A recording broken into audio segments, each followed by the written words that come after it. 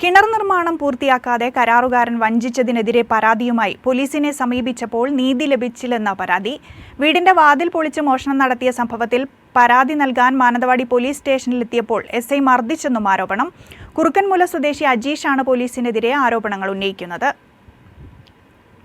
അദ്ദേഹം പരാതി വാങ്ങി കയ്യിൽ വെച്ചു. പിറ്റേ ദിവസം ഞാൻ സ്റ്റേഷനിൽ ചെന്ന് പറഞ്ഞപ്പോൾ പറഞ്ഞു, ഞാൻ വൈകിട്ട് വരാം, അവിടെ പണിസാധനം എടുത്തു കൊടുക്കാം, പ്രശ്നം അവിടെ തീർക്കാമെന്ന് പറഞ്ഞു.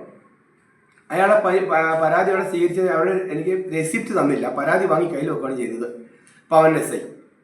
അതിനുശേഷം വൈകുന്നേരം വന്ന് ഈ സാധനങ്ങളൊക്കെ എടുത്തു കൊടുത്തതിന് ശേഷം ഇയാൾ എൻ്റെ പന്നി ഫാം കയറി പരിശോധിച്ചു.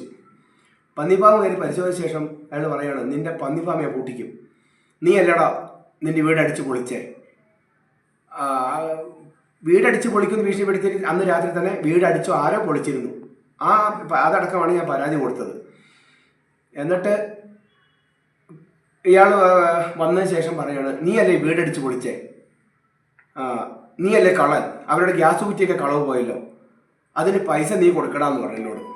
അങ്ങനെ എൻ്റെ കയ്യിൽ നിന്ന് 1500 രൂപ ഗൂഗിൾ പേ ചെയ്യിച്ചു. ഞാൻ കരാർ പണി കൊടുത്ത ആളുടെ മകൻ്റെ ഫോണിലേക്ക് ഗൂഗിൾ പേ ചെയ്തെടുത്തു.